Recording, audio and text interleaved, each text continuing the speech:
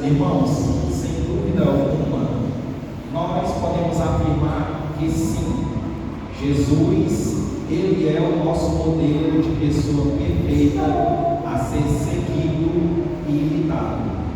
Por quê? Porque Jesus foi o único homem a viver sobre esta terra que não se corrompeu com o sistema do mundo, mas ele permaneceu santo e sem pecado. Santo e sem pecado.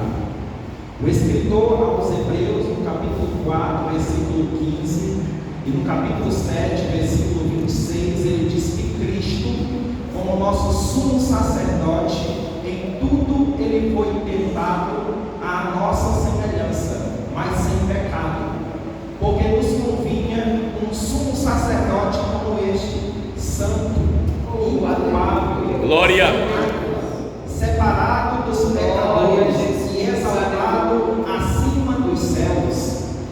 Na segunda carta de Paulo aos Coríntios, capítulo 5, versículo 21, está escrito: aquele que não conheceu pecado.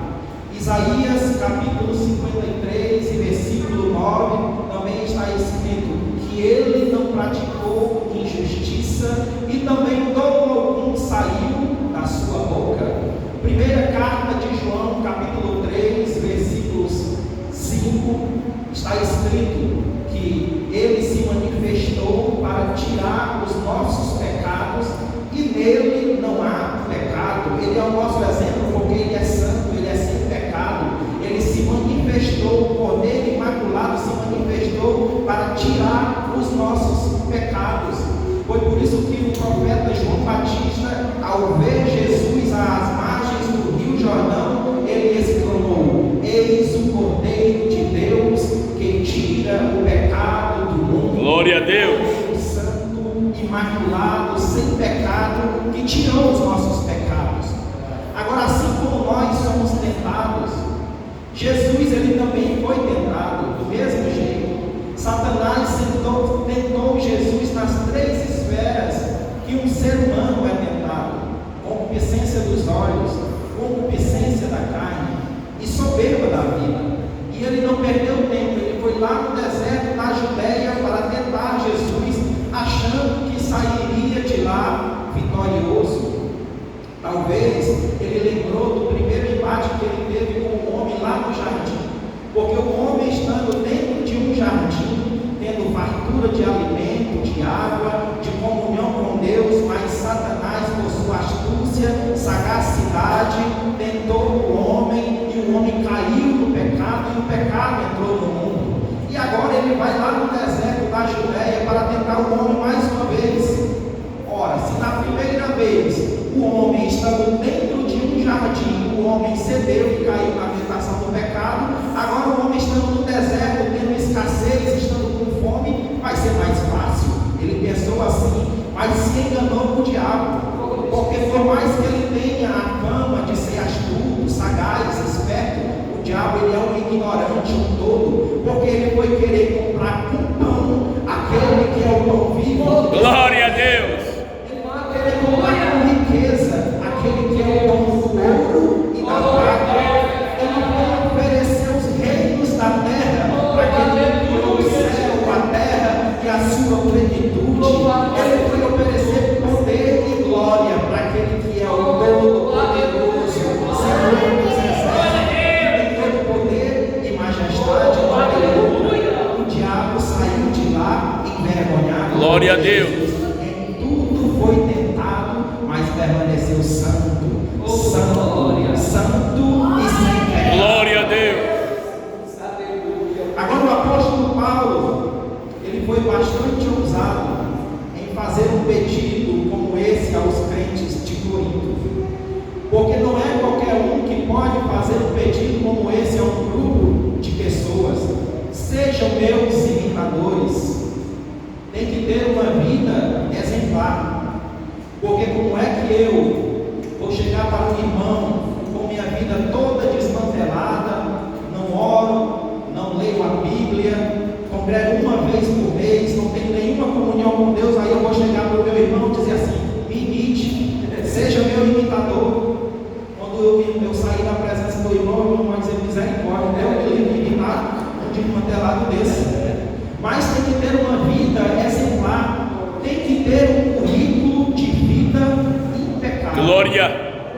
E o que é um currículo?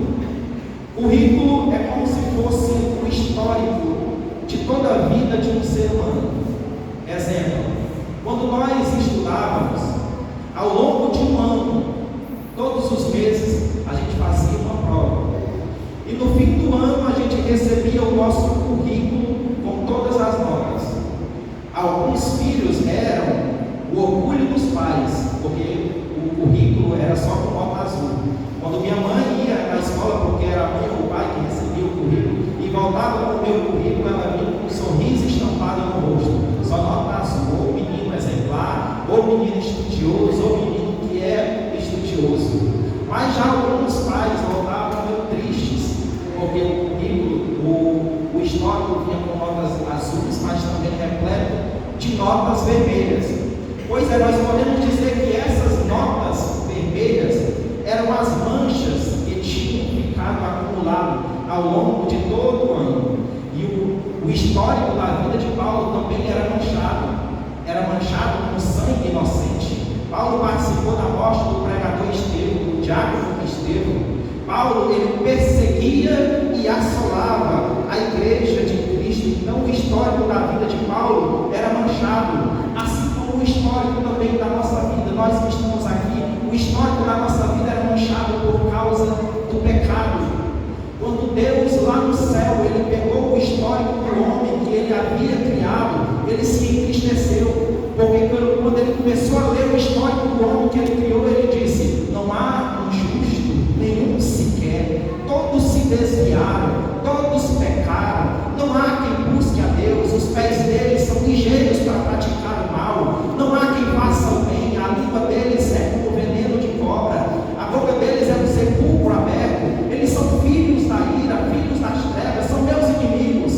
Mas o bom é que o próprio Deus, ele tratou de limpar o nosso histórico. Glória a Deus. Jesus, o Senhor, para morrer pelos nossos pecados. E quando ele se manifestou na nossa vida, que nós o aceitamos como Salvador, ele limpou todo o histórico sujo de pecado e escreveu um novo histórico na nossa vida. Nós estamos aqui salvos na pessoa bendita de Jesus.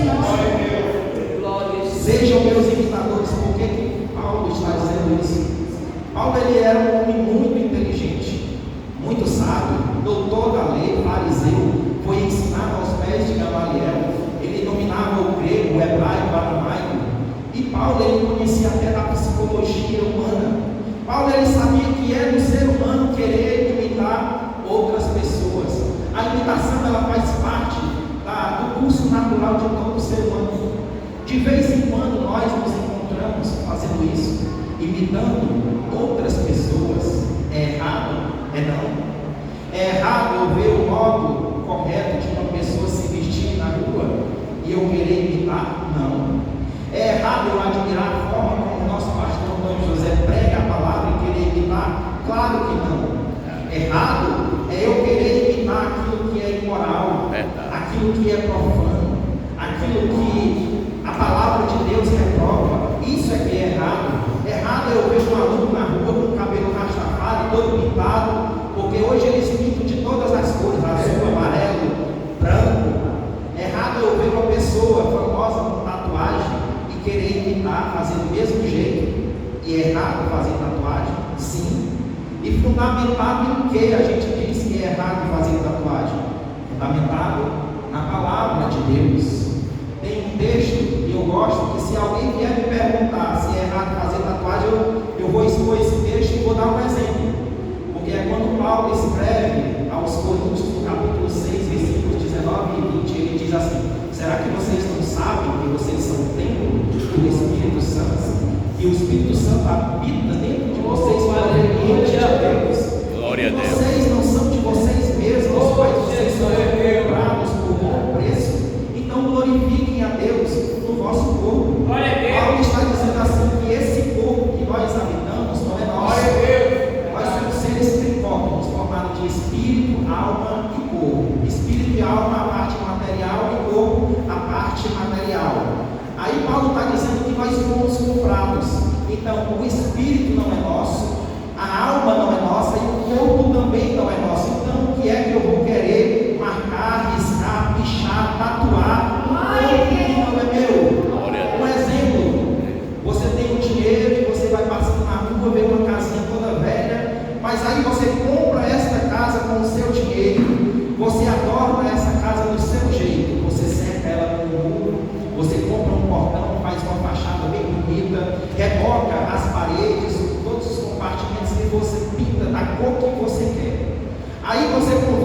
amigo para ir na sua casa, ver a casa nova que você comprou. Chegando lá, o seu amigo que não tem nada para fazer, vê um pedaço de carvão no chão e começa a riscar a casa.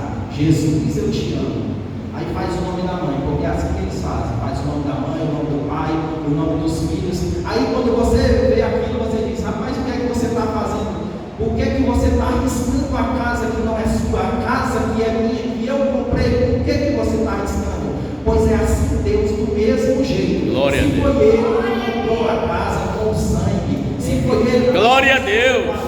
que habitou com o seu Espírito dentro de nós, o que é que nós vamos querer tatuando o nosso corpo? Então, é errado fazer tatuagem. Aí é por isso que Paulo diz assim, sejam meus imitadores. Porque o Paulo, ele tinha medo dos crentes acabarem imitando quem não era para imitar, tendo um modelo errado de pessoa a ter como referência de vida. É por isso que ele está dizendo, sejam meus imitadores, porque crente tem que imitar quem é crente. Crente não imita quem é do mundo. Verdade. Porque hoje tem crente que quer até mesmo frequentar os mesmos lugares que os ímpios frequentam. E não é todo lugar que o crente pode frequentar, mas tem uns que querem andar no conselho dos ímpios, se assentar na roda dos escarnecedores e se deter no caminho dos pecadores. É porque ainda não leu o Salmo primeiro. Se leu, ainda não guardou no coração, porque quando a palavra está guardada no nosso coração, a gente não erra. Por isso que o salmista disse, guarda no coração a tua palavra para não pecar contra ti. E lá está escrito, e bem-aventurado é aquele que não anda segundo o conselho dos ímpios, nem se detém no caminho dos pecadores, e nem se assenta na roda dos escarnecedores. Não faz isso, mas o prazer dele é na lei do Senhor, na lei do Senhor, medita de dia e de noite, pois ele é como uma árvore plantada junto a ribeiro. Glória a Deus. Porque crente imita quem é crente, não imita quem é do mundo. Os discípulos, eles imitavam Jesus, e em tudo eles se pareciam com Jesus. Se pareciam tanto com Jesus que quando Judas foi com a turba dos soldados para prender Jesus, ele disse, eles são todos iguais, se vestem do mesmo jeito, falam do mesmo jeito, pensam do mesmo jeito e exalam até do mesmo perfume, mas é aquele que eu vou beijar é que vocês vão prender, porque o crente ele tem que se parecer com o seu mestre, o discípulo ele tem que se parecer com o seu mestre, e em tudo os discípulos se pareciam, eles se vestiam como Jesus, até no falar, eles se pareciam com Jesus. Quando Pedro estava ali desviado por pouco tempo, quando ele negou Jesus, e olhava para Pedro, ele dizia, ele se veste como eles, ele fala como eles, ele é do grupo deles. Quando Pedro também operou um grande milagre, fazendo com que um homem coxo se levantasse, Pedro e João foram presos porque operaram o milagre, e levaram Pedro e João para o sinédrio, para o interrogatório, e lá eles começaram a interrogar Pedro e João, com que poder, ou no nome de quem vocês fizeram isso? E eles sabiam que Pedro e João eram pessoas analfabetas, iletradas, incultos. Mas aí quando Pedro se levantou para apresentar a sua defesa, eu acho que eles ficaram boquiabertos, porque olha como foi que um homem iletrado, analfabeto, começou a falar, autoridades do povo e anciãos, visto que hoje somos interrogados a propósito do benefício feito ao homem enfermo e do modo por que foi curado, tomai conhecimento, vós todos e todo o povo de Israel, que foi no nome do Senhor Jesus a quem vocês mataram, mas a quem Deus também ressuscitou, o qual veio a se tornar pedra de esquina. É no nome desse que ele está curado, e em nenhum outro há salvação, porque não há outro nome dado entre os homens pelo qual Glória a Deus. a não ser pelo nome de Jesus. Eles vendo Pedro falar daquele jeito, eles ficaram maravilhados, mas não são analfabetos, não é iletrado. Aí um que sabia de tudo chegou perto dos que não sabiam de nada e disse, eles falam assim é porque eles andavam com Jesus. Glória a Deus. Quem anda com Jesus se parece com Jesus, se veste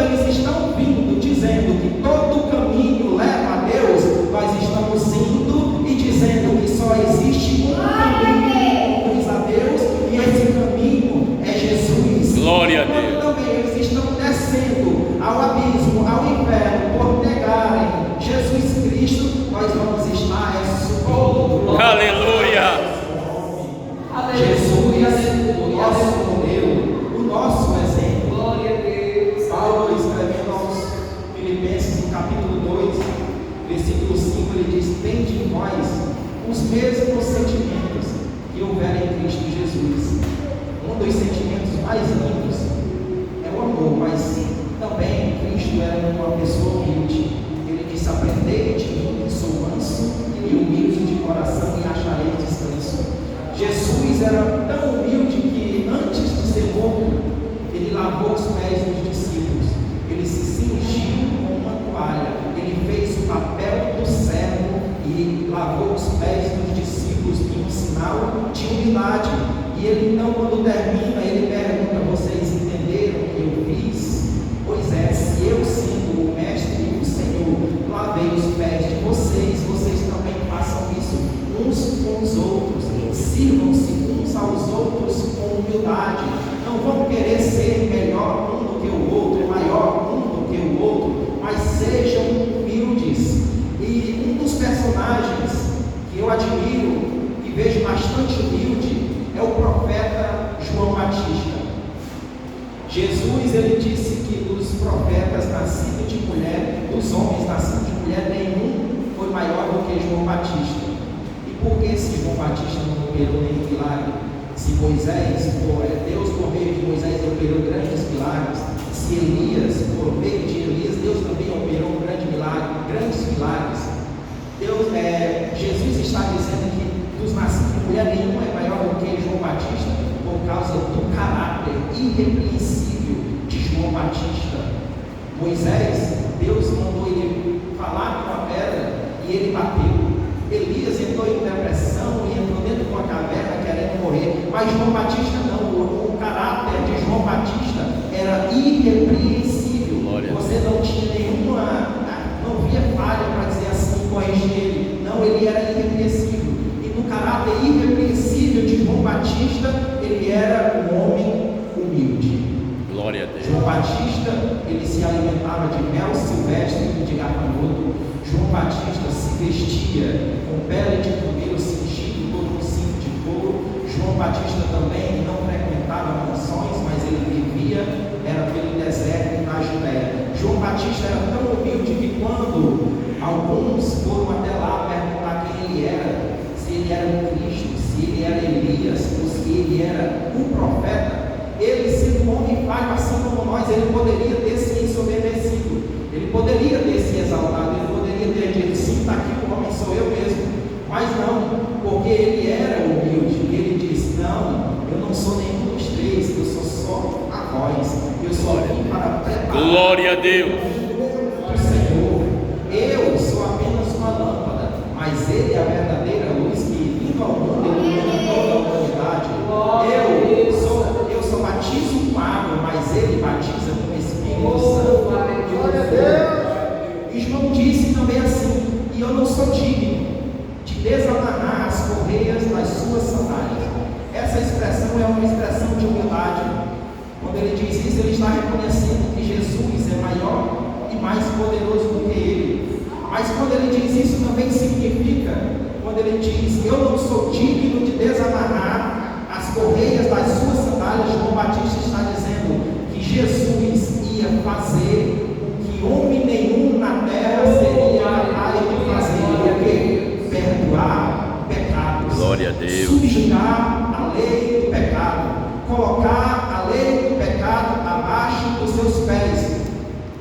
Porque antes de Jesus chegar, o pecado que já existia desde o jardim do Éden, ele ganhou força por causa da lei de Moisés.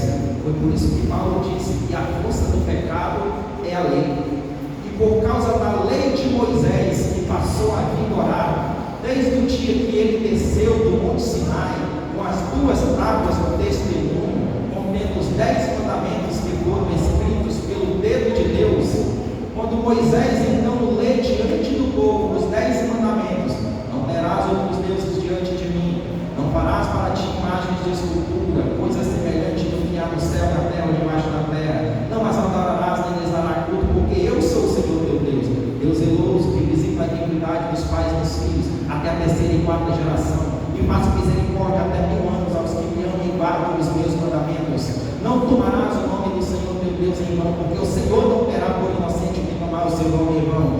Lembra-te do dia do sábado para o santificar. 6 dias trabalharás e farás toda a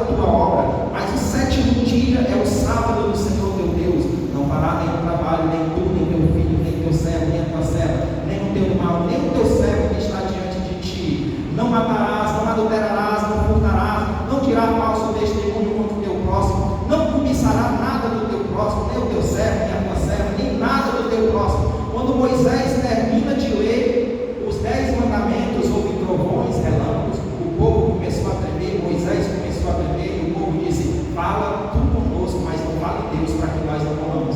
Mas Moisés disse: não temam, Deus não veio para matar vocês, é para que o temor de vocês esteja diante dele. Então, a partir dali, quando Moisés lê os 10 mandamentos, quem transgredir um só dos mandamentos passa a viver debaixo da condenação da lei do pecado, e digno de morte é. E não tinha se levantado nenhum homem capaz de subjugar a lei do pecado. Foi por isso que Paulo disse, lamentando: miserável homem que sou, quem me livrará do corpo desta morte? Porque o bem que eu quero fazer eu não faço, mas o mal que eu não quero fazer, como eu já fiz. Mas aí chega Jesus, e quando Jesus chega, ele traz consigo graça e verdade. Verdade é aquilo que liberta o homem. Glória a Deus. O homem, quando ele passa a conhecer a verdade, ele é liberto do engano, da mentira e do pecado. O homem, então, liberto pela verdade da palavra de Deus, ele passa a viver uma vida de santidade, porque é a palavra que santifica. Jesus disse: santifica-os na verdade, a tua palavra é a verdade. O homem, então, vivendo uma vida de santidade pela palavra, então agora a graça alcança o ser humano, e o homem passa a viver debaixo da graça. Glória a Deus. É aquilo que salva. Graça foi o que Deus fez com cada um de nós, inverteu a recompensa, porque a recompensa que nós merecíamos era a morte, mas ele inverte, então nos dá a vida.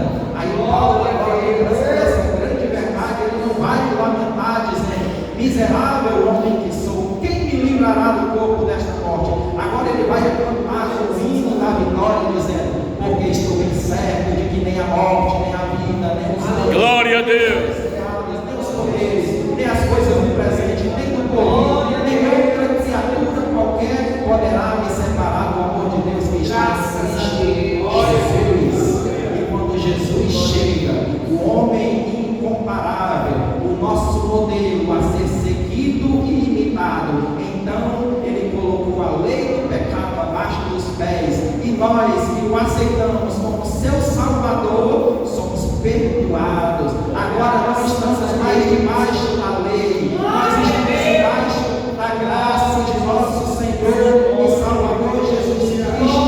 Todos nós aqui temos o destino, é o céu de glória. Vamos morar no céu, porque Jesus, glória, glória, glória a Deus, perdoou os nossos pecados e nos deu o direito de salvação. Aleluia! Vamos se colocar de pé. Glória a Deus! Jesus, vamos agradecendo. Graças a Deus. Agradecendo porque nós temos o nosso Jesus. oh, aleluia, O nosso modelo de pessoa perfeita, a nós estarmos imitando. Santo Deus, eterno Pai, Deus de infinita bondade e misericórdia, graças te damos, meu Deus, por esse culto, graças nós te damos por tua palavra, graças te damos, meu Deus, por aquilo que o Senhor operou na nossa vida nesse dia, porque a tua palavra não volta vazia, a tua palavra que nos santifica, a tua palavra que nos liberta da falsidade, é a tua palavra, meu Deus. Cada um de nós guarda a tua palavra no coração para vivermos, Pai. aleluia, aleluia.